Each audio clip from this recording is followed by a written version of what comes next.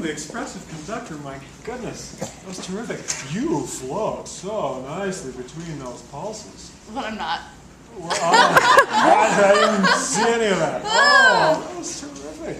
Now, we talked a little bit last night, and you said you had some questions about this piece. Do you want to ask those? Well, I just, like, the beginning is just so not, like, I feel like I shouldn't have to do the, the 4 beats. Like, I feel like I should do the half and then breathe, because it's not steady, really. Different conductors have different philosophies about that. I might suggest to make sure that I told you last night with my choir, we're doing this When David Heard by Eric Whitaker. And the opening section is recitative style. And it's been a challenge for me as a conductor to conduct that opening section because there is no, there's sort of a pulse indicated through part of it, but part of it is just, one of those double whole note things, and there's a bunch of words underneath it. Like, okay, how do we deal with that? Generally, I found it helps everybody to have some kind of way to rhythmically organize it, even if it's not the kind of thing where you turn on a metronome and go with that. But at least we've gone with, okay, we're going to think of this as a group of 2, we're going to think of this as a group of 3, and deal with it in that way. In this case, since it's not indicated in recitative style, it is indicated in a rhythmic framework. I probably would show the pulses, but in a fashion where you don't think you're getting in the way of what needs to happen with the energy of what's going on. So the last movement that takes place is on 4th pulse in that first bar, right? So you might. That's where the left hand might be a nice helper. If you're showing them 2, 3, 4, and then your left hand just kind of comes up and says, okay, steady as she goes. And then the right hand just shows, and then you can release it gently on 4. That's where the left hand then might come in and just help you with that gentle release on 4. You want to try that and see how it feels? Okay.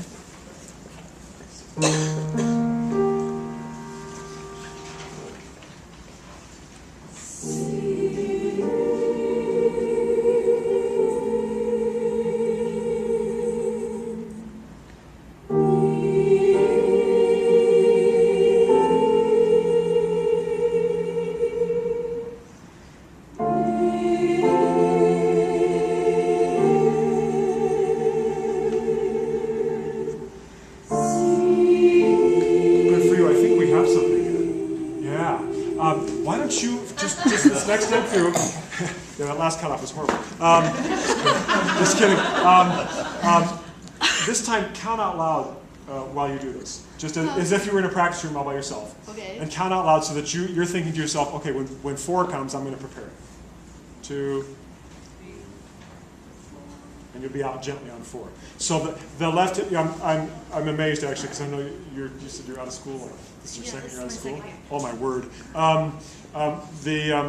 The left hand is sometimes a hard thing to coordinate, and make sure if you use it, it does stay still until just before you're going to show that beat for release. Okay. Any premature movement is going to confuse them. So, and I'm asking you to throw this in here just off the fly here, but do it again. Go ahead and count out loud so that you and just be obnoxious about it. We don't care. All right. Okay.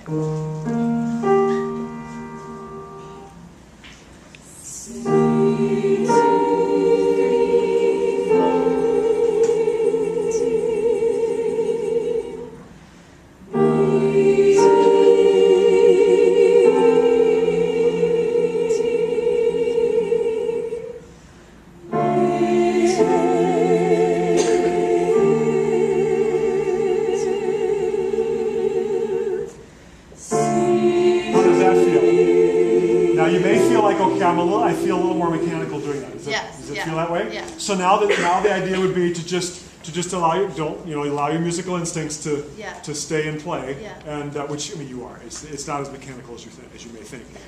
But that release can just be ever so gentle. With a piece like this, they don't need to see too big of a motion. It can just be just a gentle up and down. And you have such graceful hands that you're going to show that beautifully. When you think of the pulse in your hand, is there a particular place where you think of the pulse in your hand as you're conducting?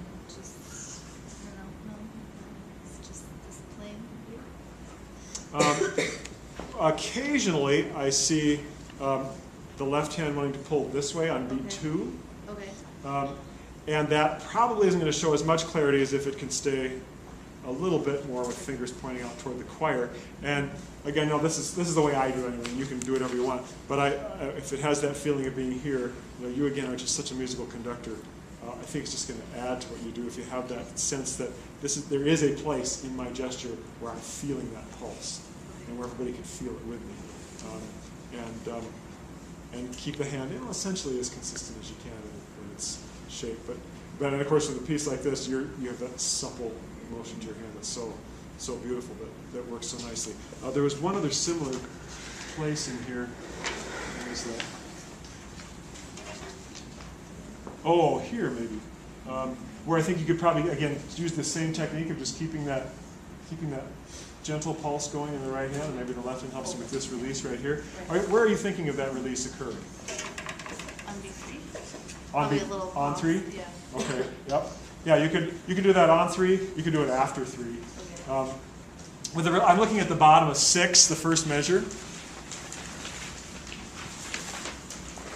That's one of those places where it's up to you as a conductor. If you want to release on 3, 2, 3, it's a T, and in a piece like this, it might be hard to do anything but release on 3.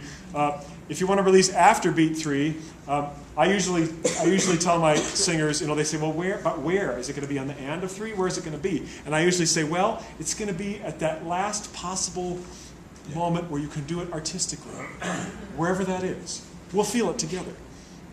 Light. Where is that? I don't know.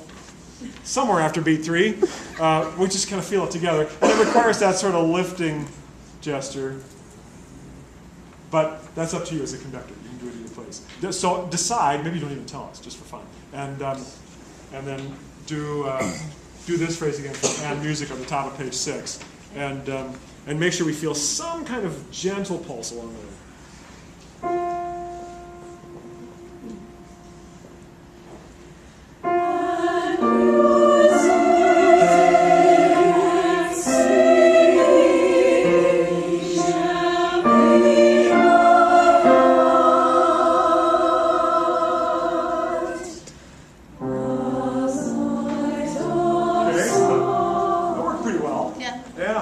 Thinking of on 3 or after?